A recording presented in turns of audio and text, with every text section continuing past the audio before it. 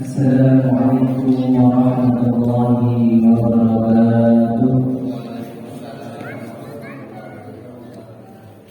Jemaah musyawarah Al-Hadirin, Bapak-bapak, Ibu, dan sekalian, marilah kita mulai dari perjalanan ini. Marilah kita bersama-sama membaca surat Al-Fatihah dan nanti kita lanjutkan dengan membaca doa.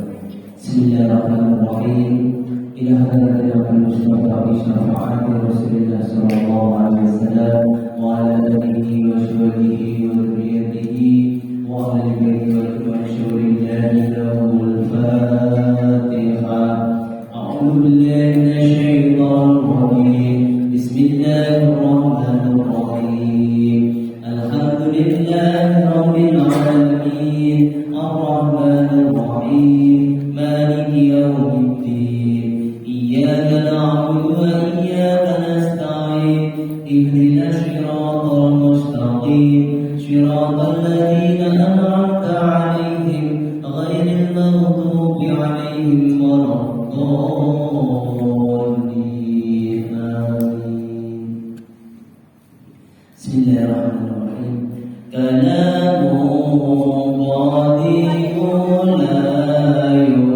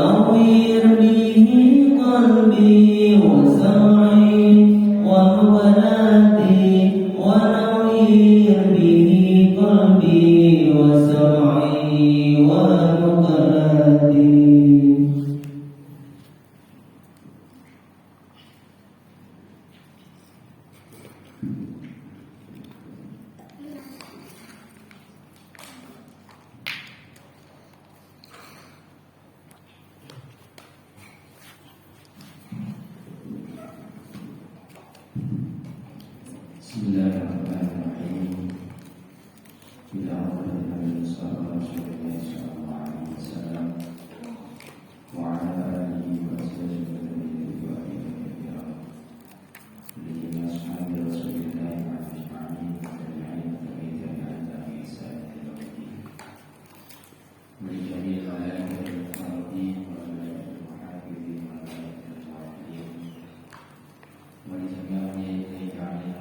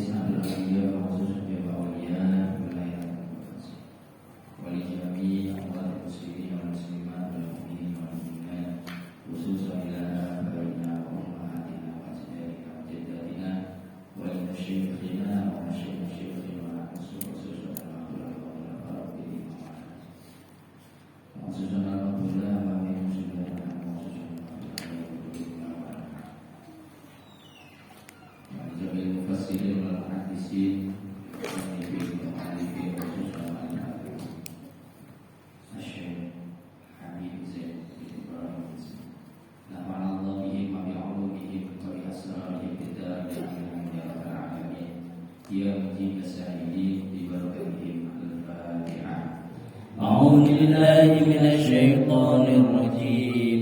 بسم الله الرحمن الرحيم.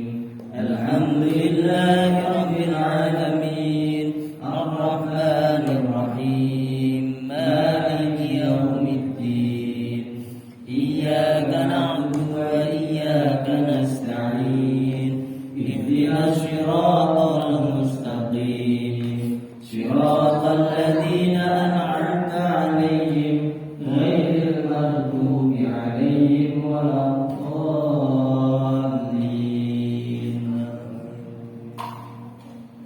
Assalamualaikum warahmatullahi wabarakatuh. Waalaikumsalam warahmatullahi wabarakatuh. Alhamdulillah wassalatu wassalamu ala Rasulillah la haula wala quwwata illa billah amma ba'd. Rabbi shrah li sadri wa yassir li amri wahlul 'uqdatam min lisani yafqahu qawli. Diri jamaah yang dirahmati Allah, selalu mari kita awali dengan bersyukur kepada Allah Subhanahu wa taala atas segala karunia nikmat yang telah diberikan kepada kita. Mudah-mudahan kita bisa senantiasa menjadikan nikmat yang telah Allah berikan kepada kita untuk dapat kita syukuri dan juga menjadi penunjang ibadah kita kepada Allah Subhanahu wa taala. Jadi perlu ditanamkan di dalam diri kita saat ini apapun bentuk kenikmatan yang telah kita miliki dan kita merasa telah ditambahkan nikmatnya oleh Allah, maka kita jadikan itu adalah sebagai penunjang ibadah kita kepada Allah. Jadi kalau ukuran gaji yang terukur ketika naik, maka naikkan ibadah kita kepada Allah. Sehat, kita diberikan kesehatan, kita ingat dengan sehatnya, mari kita tingkatkan sehat kita untuk semakin beribadah kepada Allah. Karena datangnya sakit juga tiba-tiba, maka di saat kita masih merasakan nikmatnya sehat, yuk kita semakin tingkatkan untuk beribadah kepada Allah. Perlu ditanamkan terus pada diri kita bahwasanya kita beriman kepada Allah dan mengimani hari kemudian. Maka ketika kita merasa beriman pada hari kemudian, maka akan ada batas daripada kehidupan kita dalam menjalani dunia ini. Namun kita tidak pernah tahu ke depan berapa lama. Yang jelas kita sudah melewati masa yang begitu panjang dan mungkin berbagai macam kesalahan yang telah kita lakukan. Maka kita berharap mudah-mudahan ke depan kita semakin bisa lebih baik, dan apa yang sudah kita lewati dengan setiap kesalahan kita, mudah-mudahan Allah Subhanahu wa taala mengampuni. Amin. Diri jamaah yang dirahmati Allah, salawat salam kita berikan kepada junjungan alam Nabi Muhammad sallallahu alaihi wasallam. Terus semakin kuat keinginan kita dengan menjalankan apa yang syariat telah diajarkan, dan kita berharap wasilah salawat yang terus kita ucapkan ini memberikan suatu anugerah kepada kita, kelak bersama-sama kita mendapatkan syafaat Allah di yaumil qiyamah. Amin. Jadi jemaah yang dirahmati Allah, bismillahirrahmanirrahim. Mengawali dengan satu nazar, yang mana satu nazar ini termaktub atau tercatat di dalam karya Syekh Ibnu Ruslan. Fa'alimun bi'ilmihi lam ya'malan mu'adzabun min fadli uqbatil wasan. Wa kullu man bi ghairi ilmin ya'malu a'maluhu mardudatun la tuqbalu. Apa maksud daripada syair tersebut? Ini mengingatkan kepada diri kita agar kita mempersiapkan diri kita sebelum kita melakukan amalnya. Jadi masih di dalam babnya kajiannya yaitu ibadah di ghairi ilmi. Maka di sini ada yang perlu kita siapkan. Apa? Fa'alimun bi ilmihi lam ya'mal. Sebelum kita beramal dalam pertemuan berikutnya, sebelumnya bahwasanya kita di kehidupan dunia ini banyak aktivitas yang kita lakukan, baik ibadah maupun muamalah. Artinya baik hubungan itu semuanya adalah aktivitas kita dalam kehidupan di dunia. Nah, pertemuan sebelumnya kita diingatkan bahwasanya sebelum kita melakukan aktivitas, sebelum kita melakukan amal, agar tidak sia-sia di dalam amal kita, maka perlu ilmu untuk mengisi amal yang kita. Sehingga amal yang dikerjakan ini benar-benar adalah amalia yang bukan hanya peruntukannya itu di dunia, tapi juga peruntukan untuk di kehidupan selanjutnya, itu di akhirat. Jadi kalau misalkan kita di dalam beramal di kehidupan dunia ini, kita hanya sukses di dunia saja, sayang-sayang. Karena kita orang yang beriman, maka kesuksesannya jangan hanya dipikirkan hanya kesuksesan yang pendek, yaitu kesuksesan di kehidupan dunia. Namun jauh kita harus berpikir dan mempersiapkan kesuksesannya itu adalah kesuksesan di akhirat. Itu paten bagi kita orang yang beriman. Jadi begitu sangat iron kalau kita hanya memikirkan suksesnya di dunia, kita balik pulang kerja setiap hari melakukan aktivitas, namun hanya sebatas dunia saja dan akhirat. Maka kita perlu niatkan itu, niat juga termasuk bagian daripada ilmu. Nah, maka sebelum beramal beraktivitas kita perlu ilmu. Namun bagi kita, bagi orang yang ketika sudah mengetahui, sudah memahami akan suatu ilmu, katakan apa sih yang diwajibkan oleh Allah? Dan satu contoh misalnya, Allah kita ketahui ya, Allah perintahkan kita untuk wajib melaksanakan sholat dalam satu hari, yaitu kewajibannya lima waktu: subuh, zuhur, asar, maghrib, isya. Ini kewajiban sholat. Belum lagi kewajiban yang lain seperti yang kita saat ini kita jalankan. Ini juga merupakan kewajiban bagi masing-masing setiap individu, baik itu muslim yang laki-laki maupun muslim yang perempuan, muslimah. Ini memiliki kewajiban. Dan kewajiban yang Allah perintahkan ini seharusnya kita terus menjalankannya. Ya berbeda kalau misalkan belum tahu. Nah sekarang sudah diberitahu, kita sudah tahu apa saja kewajiban yang Allah Subhanahu wa Ta'ala perintahkan. Maka jamaah yang dirahmati Allah, tadi di dalam zikirnya fa'alimun bi'ilmihi lam ya'mal. Maka bagi orang yang sudah mengetahui, fa'alimun bagi orang yang sudah mengetahui akan suatu hukum, suatu ilmu yang Allah Subhanahu wa Ta'ala memang sudah menjadi syariat bagi kita umat Islam. Jadi kewajiban-kewajiban itu sholat, puasa, zakat, dan semuanya berbuat baik secara lisan maupun secara perbuatan itu pun dianjurkan oleh agama kita untuk melakukan. Nah kewajiban-kewajiban, perintah-perintah baik sifatnya yang wajib maupun yang sunnah, yang itu menambah ibadah kita kepada Allah. Artinya ketika kita sudah mengetahuinya, kita sudah mengetahui ilmunya, maka ketika ilmu tersebut lam ya'malan, ketika tidak diamalkan. Kita tahu sholat wajib 5 waktu dalam sehari. Karena kesibukan kita, karena urusan kita, kemudian kita kurangi. Ya, kurangi jadi 4 atau 3. Nah ini perlu diketahui apa konsekuensinya ketika kewajiban itu sudah kita ketahui. Fa'alimun bi'ilmihi lam ya'malan mu'addabun min qabli 'ubbatil wasl. Maka mu'addabun tersebut illam ya'fu anhu, ketika Allah Subhanahu wa Ta'ala ini tidak mengampuni dosanya. Kalau kita menyadari memang ya Allah banyak kesalahan, banyak yang saya tinggalkan, kemudian taubat kita ambil kepada Allah, kemudian Allah mengampuni, maka lepas.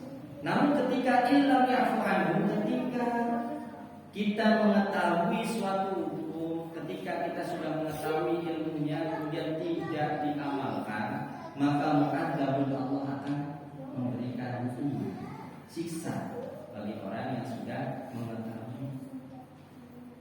Ya, kadang-kadang kita banyak menyepelekan, banyak mengabaikan, padahal sudah tahu. Ya, banyak yang kita tinggalkan, bahkan tidak. ucapan maupun perbuatan, kadang jangan ngomong yang tidak baik untuk ajakan nasi. Jangan berbuat yang tidak baik untuk ajakan nasi. Jangan tinggalkan kewajiban, kadang ditinggalkan. Sisanya Allah Subhanahu wa taala akan berikan bagi orang yang sudah mengetahui ini nikmat batin masan, bahkan lebih dulu daripada penyembah berhala yang itu. Di jamaah yang dirahmati Allah, sisa yang diberikan kepada orang yang sudah mengetahui hukum, sudah mengetahui ilmu, yang kemudian tidak mengamalkannya, ini sisanya lebih dulu diberikan daripada orang-orang yang beribadah. Wa kullu man bi ghairi ilmin ya'mal, dan setiap orang yang tanpa ilmu dia beramal, ini kebaikan.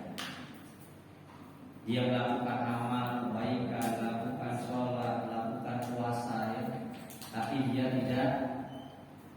tidak apa? Tidak memiliki ilmu. Amaluhu mardudatun la tuqbal, maka amal-amal yang ia kerjakan ini tertolak, tidak diterima oleh Allah Subhanahu wa taala. Kira-kira ya sia-sia. Sia-sia melakukan amal namun kita tidak memahami, tidak tahu ilmunya, tertolak, tidak diterima oleh Allah Subhanahu wa taala. Namun bukan berarti kalau saya melakukan ibadah saya nggak tahu, cuma yang penting saya kerjakan saja. Sholat ya asal sholat, ikut ada yang lainnya. Puasa ya ikut-ikutan puasa. Artinya kalau misalkan tertolak percuma, udah mending baik, mending usah puasa.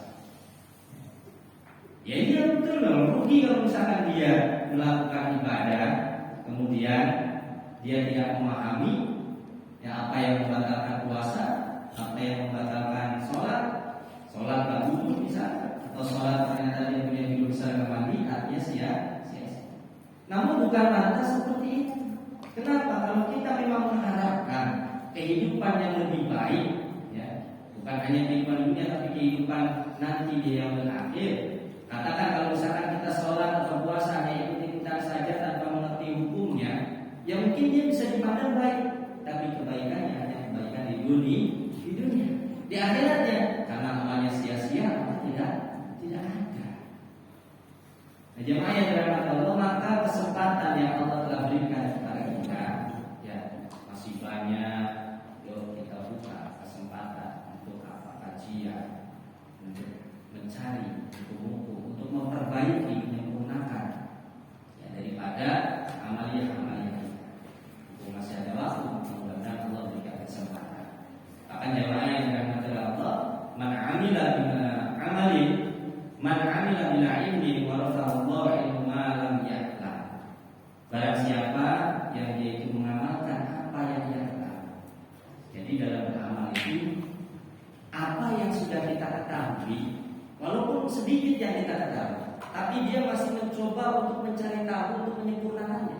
Jadi oke lah, nggak usah buru-buru untuk memahami sholatnya misalkan seperti sholatnya para wali, sholatnya seperti sholatnya para nabi, nggak usah terburu-buru. Ya, maka kadang kan kita kalau misalkan dibandingkan dengan nabi, padahal nabi juga kan itu adalah manusia yang diutus oleh Allah. Terkadang kita bilang nabi itu seperti ini. Ya iya itu kan nabi. Ketika kita samakan dengan kiai itu seperti ini, itu kan kiai, itu kan wali.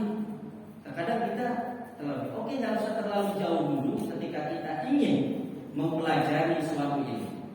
Dikatakan di sini orang yang dia itu mengamalkan suatu amal, dia tahunya cuma sedikit, katakan belum sempurna, baru sedikit. Kemudian dia mengamalkan dengan ilmu yang hanya dia ketahui sedikit tersebut. Maka jamaah yang dirahmati Allah yang mengetahui kita ini niat. Nah, saya belajar walaupun saya belum paham. Masih belajar dikit-dikit, ya, ngaji dikit-dikit, sholat, udah yang penting saya sholat tahunya baru segini, tapi dia terus masih punya keinginan untuk belajar.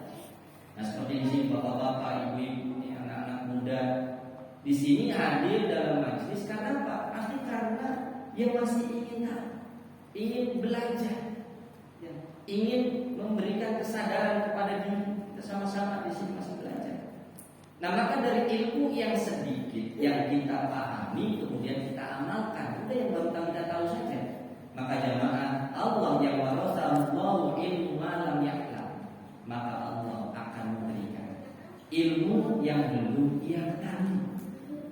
Jadi terkadang kita diberikan kepahaman oleh Allah itu karena Allah melihat kita ada dalam proses belajar, kita ada dalam proses ingin mengetahui. Maka tidak pernah putus harapan bagi diri kita, ya Allah, berikan saya bimbingan dan tuntunan baik dalam sholat, dalam ibadah saya adalah ibadah yang sempurna, ibadah yang Engkau terima ya. Terus harapan itu ditumbuhkan seiring kita belajar. Ya, seiring dalam belajar harapan itu terus ditumbuhkan. Maka insya Allah akan memberikan ilmu yang kita tidak tahu, ya, yang tidak kita pahami. Allah tahu, Allah berikan. Ayat yang dirahmati Allah, alhamdulillah kita masuk di bulan Rajab sekarang. Maka kesempatan nanti mudah-mudahan kita diberikan umur panjang sampai bulan Ramadan. Ini merupakan kesempatan bagi umat Nabi Muhammad SAW. Makanya Rasulullah SAW dalam satu riwayat beliau senantiasa berdoa, yang mana doa beliau ini yang diharapkan kepada seluruh umatnya Nabi Muhammad juga berdoa. Berdoa untuk apa? Doa yang beliau sampaikan dalam satu riwayat itu, doanya yang sering kita baca. Allahumma barik lana fi Rajab wa Sya'ban wa ballighna. Ini bukan doa yang semata-mata yang menjadi suatu puji-pujian saja. Tapi Rasulullah SAW di sini memiliki harapan yang kuat. Maka kita sebagai umatnya yang patut dan selayaknya kita pun memiliki harapan yang kuat. Apa artinya? Di bulan Rajab yang kita telah lewati, ya, berharap itu adalah merupakan bulan yang Allah Subhanahu wa taala muliakan. Berharap ada keberkahan yang diberikan di bulan Rajab. Kita sudah melewati. Alhamdulillah umur kita masih diberikan panjang sampai masuk kita di bulan Sya'ban.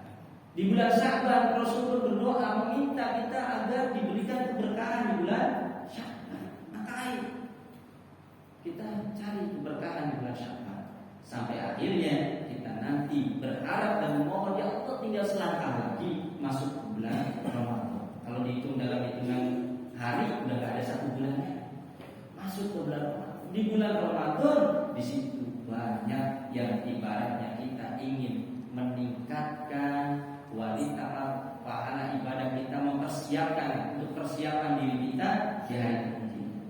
Nah, maka jemaah yang dirahmati Allah, Ramadan datang, mudah-mudahan kita tidak mensia-nyiakan. Ketika Ramadan datang, kita sudah lebih mempersiapkan. Ya, kalau misalkan kita mau sholatnya sempurna, kita puasanya sempurna, kita pelajari sekarang, mulai sekarang. Makanya ba'dul ulama mengatakan, ya, sebagian ulama itu mengatakan Rajab syahrul zari.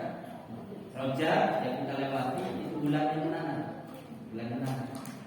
Ya kalau kita istilahkan orang menanam itu ya orang petani, orang kebun ya menanam. Artinya apa? Dia persiapkan bulan yang menanam. Rajab itu sudah memilah-milah mana bibit yang ingin saya tingkatkan dan kita biasakan. Sholat ini perintah Allah, sholat, puasa, nanti Ramadan itu apa saja di Ramadan. Saya mau sholat, saya mau puasa, saya mau baca Quran, saya mau beramal, ya, saya mau memperbaiki ini, memperbaiki itu. Yang jelas itu adalah sebagai bentuk ibadah-ibadah yang nanti akan dipersiapkan di bulan Ramadan. Siapa? Rajab kemarin kan bibit-bibit. Nah, masuk di bulan Sya'ban ini adalah Syahrus Sa'di. Ya. Sya'ban, Syahrus Sa'di, yaitu bulan yang kirani. Jadi jamaah yang dirahmati Allah, di bulan Sya'ban ini tadi sudah memilih di Rajab itu poin-poinnya apa yang ingin kita lakukan, kita kerjakan nanti di bulan Ramadan. Di Sya'ban ini mulai kita cari, ya, bulan yang menanam, bulan-bulan yang menyiram. Bulan yang menyiramnya artinya merawat. Jadi sholat, bagaimana sholat yang membatalkan sholat, syarat-syaratnya sholat, seluruhnya sholat. Mulai kita puasa apa saja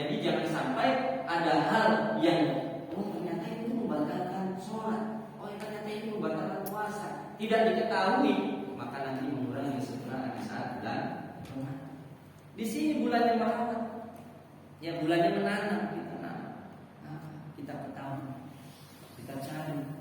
Ya. Maka katakan nanti amal-amal yang tadi disebutkan, amaliyah yang kita akan lakukan di bulan Ramadan, maka kita cari ilmunya untuk mengisi amaliyah sebelum kita beramal, ilmunya kita cari. Ya. Agar jangan sampai nanti sia-sia. Hadirnya nanti bulan Ramadan yang disebutkan oleh para ulama yaitu adalah Syahrul Hasad, bulan yang panen. Maka jamaah yang dirahmati oleh Allah, mari kita anggap Ramadan yang akan kita hadapi ini benar-benar kita sudah masuk. Kalau pengen bangun malam maka latihan malam, kita biasakan mulai dari sekarang. Jadi ketika Ramadan hadir kita sudah biasa, kita sudah terbiasa. Nah ini nasihat, ya. Setiap tahun, momen tahunan kita ingatkan kembali. Kadang kita lupa, kadang kita ya karena ilmu itu, maka terus harus lebih meningkat dari tahun yang sebelumnya. Maka terus digali. Jemaah yang dirahmati Allah Subhanahu wa taala. Yarju minallahi an yakuna min ahlil ilmi. Kita berharap yarju minallah. Berharap dari Allah an yakuna min ahlil ilmi bihi, agar kita termasuk orang-orang yang mengamalkan daripada amalan itu. Jadi kita kalau ingin dikatakan kita itu min ahli sholat, kita ingin dikatakan sebagai golongan orang yang ahli sholat, maka sholat kita perbaiki. Dan harapannya jangan diputuskan. Selain memperbaiki, harapan itu tetap harus ada. Karena jemaah yang dirahmati Allah, banyak orang yang berjemaah, dia melakukan suatu ibadah dengan ilmunya, tapi ilmunya adalah tidak disandarkan, dia tidak menjadikan harapan kepada Allah Subhanahu wa taala untuk apa kesempurnaan di dalam ibadahnya. Yang ada ilmunya hanya akan menopang dirinya, menguasai dalam kesempurnaan. Nauzubillah. Ya. Nah, ilmu itu mulia, terkadang manusianya yang tidak kuat dengan kemuliaan. Ya.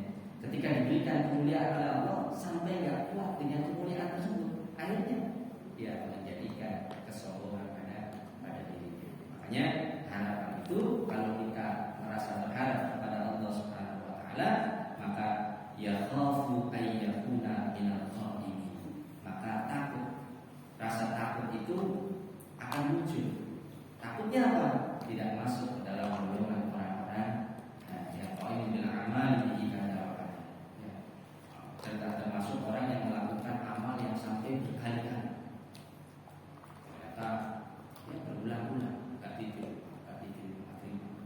Alhamdulillah. Karena ba'duhum, nah ini seperti dicontohkan di sini, agar kita tidak termasuk golongan-golongan yang tersebut. Karena ba'duhum la yamsahu rasahu indal wudu. Ini termasuk bentuk kesyaitan. Ya. Muddata sittina sanah, dikatakan ada sebagian pada orang itu dia ketika berwudu tidak membasuh rambut kepalanya yang sepuluh sampai muddata sittina sanah, sampai masanya itu 60 tahun. Yaitu anna dzalika sunnah. Nah ini makanya kita perlu mana yang wajib, mana yang sunnah. Agar ketika dalam keadaan buru-buru kita ya udah yang wajibnya yang kita kerjakan, yang sunnahnya. Di antaranya di sini ada sampai orang yang sampai umur 60 tahun dia menyangka bahwasanya membasuh rambut kepala itu adalah sunnah. Faqila lahu, maka dikatakan kepadanya, a'idis sholata litilkal muddah. Maka ulangi sholatnya sampai seberapa dia menganggap itu adalah suatu kesunahan. Yang lain kata Allah, wudu ada berapa? Ya, yang menjadi rukunnya wudu. Yang pertama niat, yang kedua membasuh muka, yang ketiga membasuh rambut kepala, yang keempat membasuh dua tangan, yang kelima membasuh kaki sampai mata kaki, yang keempatnya tertib. Nah ini benar. Nah ini perlu kita ketahui. Jangan sampai ketika dalam keadaan kita terburu-buru kemudian kita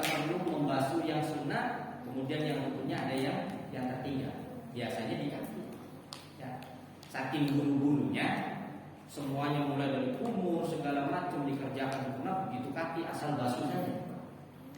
Berat itu sering kan lihat anak-anak muda gitu. Di bagian sunnah buang air banyak-banyak, ketika yang wajib malah kurang sempurna. Nah ini karena yang wajib ditinggalkan, maka wudhunya tidak sah. Ya. Nah niat saja perlu kita ketahui pula. Niatnya kebanyakan niat saat basuh itu tidak tepat. Ini ilmu. Basuhnya di mana? Basuh ketika wudhu itu yaitu ketika bersamaan dengan membasuh wajah. Basuh wajah ada ketentuannya. Basuh wajah bukan sekedar jebur, tapi dari tempat tumbuhnya rambut wajah. Semua itu basuh. Bukan hanya maka kita kadang perhatikan. Kalau kita ketahui, kita perhatikan anak-anak kita juga. Jangan sampai anak-anak kita basuh tangan saat sampai sikunya terus basah. Dia sampai situ. Ternyata enggak, kurang, masih kering belakang. Kaki juga cukup sampai kedua mata kaki. Biasanya permasalahan itu belakangnya enggak diusap. Ada kalau kering, keadaan kaki kering langsung dibasuh begitu aja perkancuran itu, biasanya air tidak meresap. Kalau kakinya kering, ya. Apalagi kakinya yang udah kapalan, ya. Jadi itu perlu diusap. Dia sempurna dalam karena menentukan berkaitan. Tidak sahnya wudhu, maka sholatnya tidak akan sah, meskipun sholatnya sempurna. Dan di dalam sholat pun perlu kita ketahui mana saja yang menjadi rukunnya sholat, mana yang sunnahnya sholat. Jadi kita alhamdulillah pernah ada satu pelajaran di sini ya, ada satu pelajaran ya, di mana ketika kita itu meninggalkan sunnah, ya, kemudian kita sudah melakukan wajib, maka nggak boleh kemudian balik lagi mengejar sunnah, wajibnya ditinggalkan. Itu nanti tidak sah. Banyak permasalahan tentang masalah sholat. Itu kita yang sampai di sini kita nanti karena kesia-siaan akhirnya pengen sempurna mengulangi ibadah sholat itu. Al-Habib Abdullah bin Husain bin Thahir lama tolak al-Banadir, ketika beliau ini masuk ke suatu daerah Banadir itu jauh kota yang besar. Wa huwa wal Habib Abdullah bin Umar bin Yahya. Habib Hasan bin Thahir beliau bersama dengan Habib Abdullah bin Umar bin Yahya. Qala abtalna salasami'ah. Batal, kami membatalkan 300 akdin. Ya Allah, nikah sampai ada 300 akad nikah itu batal. Wajadnaha fasidatan, itu rusak. Urusan nikah ini urusan seumur hidup ya, bersama dengan pasangan. Ini beliau berdua ini menemukan sampai 300 akad nikah yang batal, yang rusak. Wasahanaha wala alja'ahum illa aljahli. Dan apa menjadi penyebabnya? Ini beliau kemudian memperbaiki daripada akad tersebut, akadnya diulang. Wala alja'ahum, tidak ada yang menyebabkan mereka melakukan hal tersebut, kerusakan tersebut ini tidak ada kecuali apa? Illa aljahli, kecuali mereka tidak mengetahui. Ya, tidak mengetahui nikah. Gimana ya? Kalau sekarang alhamdulillah, makanya nikahnya ya jangan ngumpet-ngumpet ya. Takutnya nanti nikah ngumpet-ngumpet itu nggak sah, nggak tahu apa syarat nikah, repot. Ini itu sampai ya kalau ditemukan kejadian seperti ini ya berarti ada. Bahkan yang sebelumnya ya termasuk min asrotis syah, termasuk bagian tanda daripada hari kiamat, ada 50 orang ya, yang mana sholatnya ini tidak diterima. 50 orang sholatnya tidak diterima, itu merupakan tanda daripada min asratis saat. Apa sebabnya tidak diterima sholatnya? Sebabnya la ta'tuna bisyurutiha wa arkaniha. Sebab tidak sempurna rukunnya dan juga syarat-syarat. Ya, jadi ada sekali apa ya? Karena kalau berjamaah, sholat berjamaah, insya Allah itu diterima, pasti diterimanya sholat berjamaah. Makanya cari amannya kita agar sholat itu diterima jamaah, cari aman berjamaah. Kalau sendirian, ya itu masuk ke golongannya 50 ini. Kayaknya kalau sekarang kan banyak ya sholatnya sendirian. Nah, kalau sholat sendirian, ya kalau tahu rukun dan syaratnya, ya mudah-mudahan diterima. Ya. Tapi kalau misalkan tadi syarat dan rukunnya tidak dipenuhi, sholatnya sendirian sampai ada 50 aja, 50 orang, itu termasuk ada. Itu udah ada kan? Udah kali ya. Dari 50 orang ini disebutkan dalam sebuah hadis tidak sahnya itu yang tidak diterima. Dalam ada satu kisah di sini ceritakan pula dakhala rajulun qaryah yadun ahluha annahu minal ulama fa amaru ayyusila mayit. Sebab amal yang tidak dibarengi, yang tidak disertai dengan ilmu. Jadi ada seorang laki-laki dakhala rajulun al-qaryata. Seorang laki-laki ada masuk ke dalam suatu daerah. Nah, wa yadullu ahluha, dan daerah tersebut ini menyangka bahwasanya annahu minal ulama. Ada seseorang yang kemudian dianggap oleh daerah tersebut, ini ulama, seorang ulama. Nah, ternyata pas bertepatan fa'amaru ayyusilal mayit. Warga tersebut meminta kepada orang tadi ya, untuk memandikan mayit. Kelihatannya bisa, hanya dalam satu penglihatan. Nggak perlu juga nanti ya ada penyeleksian, ada pembelajaran gitu. Jangan sampai terjadi seperti ini. Wa kana la ya'rifu kaifiyata ghuslil mayyit. Tidak tahu bagaimana caranya untuk memandikan mayit. Entah itu faktor karena sudah kadung, ya, kadung dianggap minal ulama, golongan dari ulama, atau kadungnya yang kadung karena yang lainnya, misalnya karena materi ataupun yang lainnya. Padahal apa? Karena la ya'rifu kaifiyatu ghuslil mayyit. Jadi kalau dalam kisah ini dia sudah kadung dianggap sebagai golongan ulama. Ya, kelihatannya pantas lah. Wakana layak, tapi dia tidak mengetahui cara bagaimana memandikan mayit. Nah, ternyata falamma wassalahu saqatal mayit. Diceritakan ketika dia itu memandikan mayit, ternyata mayitnya jatuh. Jatuhnya kemana? Wa dakhala majrul ma. Jatuh masuk ke aliran air. Mungkin mandiinnya dekat saluran air.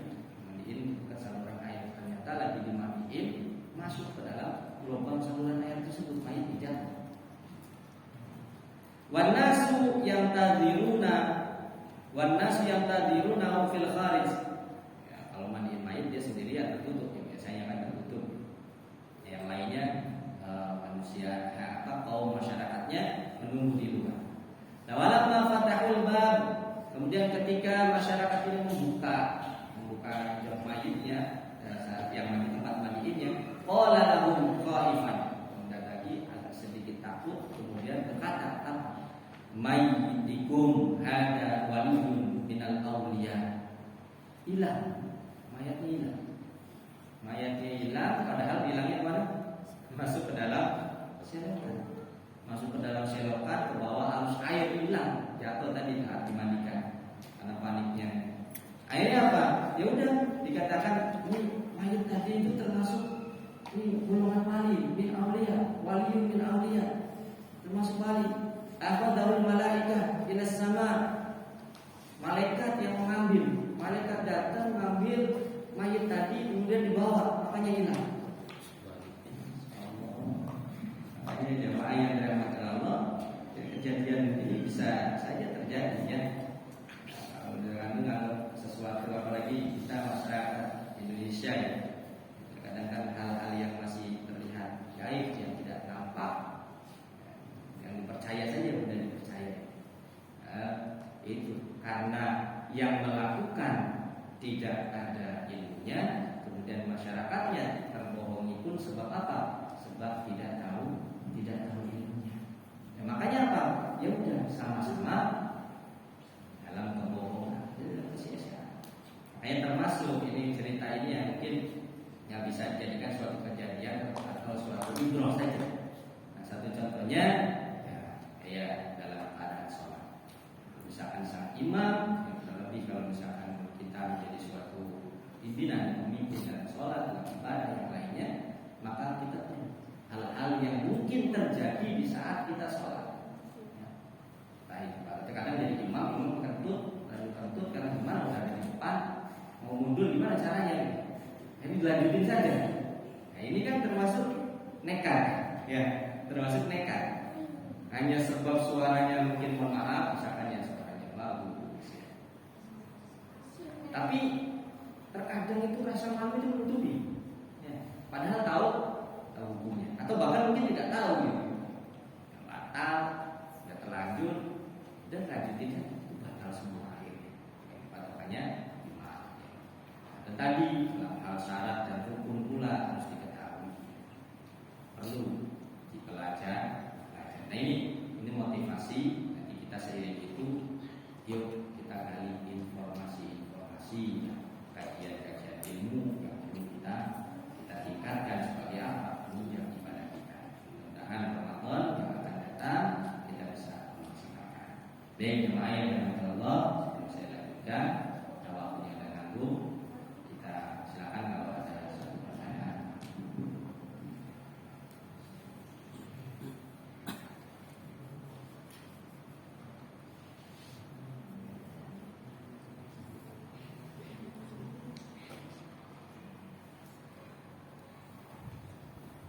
Yang mau nanya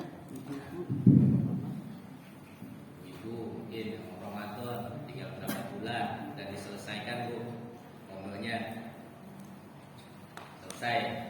Belum masuk Ramadan lagi, usahakan jangan sampai belum mengkodok bukan sholat, karena nanti ada konsekuensi Bu.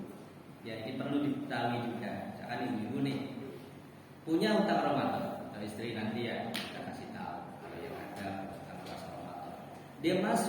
Dia punya utang katakan seminggu, masuk bulan Ramadan kemarin belum dibayar, ternyata masuk ke Ramadan berikutnya belum dibayar utang. Nah ini jamaah yang dirahmati Allah, bukan hanya nanti dia itu membayar puasanya saja, tapi dia juga harus membayar fidyah. Nah, harus plus sama fidyah. Kebanyakan, nanti kebanyakan itu apa? Ya sudah puasanya aja yang dijalankan, fidyahnya enggak. Nah fidyah pun harus dijalankan pun, misalnya ternyata sampai lewat Ramadan lagi, maka fidyah itu berkali-kali dilipatkan. Terkadang ada saya sering ditanya, ada yang tanya waktu muda, Ustaz, saya waktu muda nggak sholat, meninggalkan puasa. Ingatnya berapa hari puasanya? Waktu itu yang ditinggalkan. Makanya zaman SMA lagi gaya-gayanya anak muda kan, lagi ya saya sebulan nggak puasa. Kelas berapa? Diingetin. Selama 3 tahun. Itu harus diingat. Kalau lupa Ustaz, dia ingetin maksimal yang diingat berapa? 3 tahun misalnya. Maka selama 3 tahun kalau memang dia sadari ingin apa? Ingin menembus, ya puasanya dikerjakan dan fidyahnya juga harus dibayarkan. Wah, gimana Ustaz, udah banyak banget kalau misalkan berkali lipat. Dari waktu itu umur 19, sekarang udah umur 30. Nah kalau berlipat, bagaimana Ustaz membayarnya? Nah makanya kalau bingung, nanti temuin ustaznya, temuin kiainya, saya seperti ini, nanti akan ada solusinya bagaimana untuk menebusnya. Jadi nggak ada istilah udah terlanjur yang sudah kan enggak seperti itu ya. Kan ayo kalau kan banyak masalah seperti itu kadang mengungkapinya malu, mengungkapinya berat, jadi dianggapnya ya sudah aja lah, yang penting sekarang udah bener. Ya masalahnya kan kalau ditimbang gimana? Kesalahannya ada mizan nanti dia berjalan. Kayak bagi bapak-bapak, ibu-ibu, ya, silakan, monggo kita masih punya wadah taklim yang banyak guru kita. Yang lagi di sini ada pimpinan setiap minggu. Bagian saya adalah bagian motivasi. Ya. Ada bagian fikih khusus, ada yang bagian tafsir, semuanya ilmu karena perlu dipelajari semua. Maka silakan pertanyakan kemana saja, mana saja pertanyakan. Di dan kalau misalkan saya silakan yang ditanya, ini paham semua, alhamdulillah. Ya. Makanya gali keilmuannya. Belajar sendiri nggak masalah, media sudah banyak belajar. Tapi ketika menemukan kebuntuan, jangan kemudian diambil berdasarkan pemahaman dan pemikiran tersendiri. Ya. Di dalam beragama itu tidak menggunakan logika semata, tapi untuk keimanan. Jangan sampai kita masuk agama itu, kemudian kita mengambilnya itu berdasarkan dengan akal. Ya. Agama itu tidak semuanya itu berdasarkan dengan akal. Kalau diakalkan, ya bisa.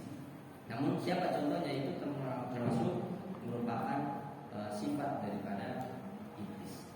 Sifatnya iblis itu yaitu mengambil agama, suatu pertimbangan agama itu berdasarkan dengan akal. Apa tuh di sini lupa kebetulan. Itu mudah-mudahan kita tidak ada dalam diri kita kemudian mengakal-akalkan dengan pikiran kita. Ada hukum